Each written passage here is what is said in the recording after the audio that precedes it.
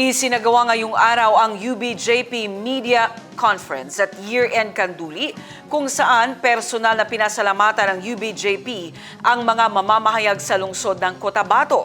Kinilala din ng UBJP ang mga journalist sa Cotabato City. What is real on the ground?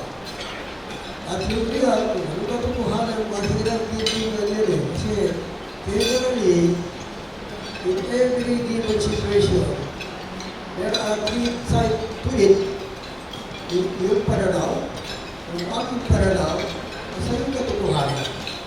So, kumbaga, in a way, yung mga media people parang intelligent media. Yung information na kinukuha nila, pinuproses yan.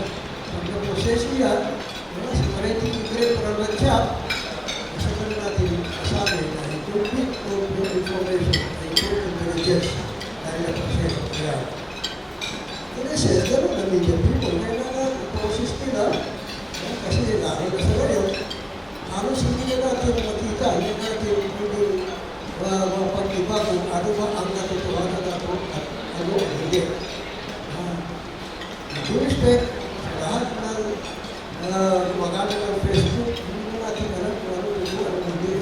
Kaya talagang hirap na natin galing sa media to sort out kung ano ba talaga ang reality. From falsehood, kaya pala kipong challenge sa inyo lahat. Lalo na rin sa age of technology na pagkataas na po, na pagka-develop po technology po natin. Kaya hirap na hirap. Alam po namin yan. At saka, media people need to be very objective. But there are still persons.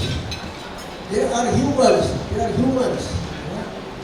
So they have the feeling, they have the emotions. Kung ano ang emosyon ng mga isa sa atin, ano pa rin ang mga media people. Kaya meron kasabihan, don't ever shoot the messenger. Don't ever shoot the messenger. Ibig sabihin, wag mo kalamanin ng media. Not in the sense na yung mga media people, wala silang sariling pananaw. Pero as human being, we are all human beings, we have emotion.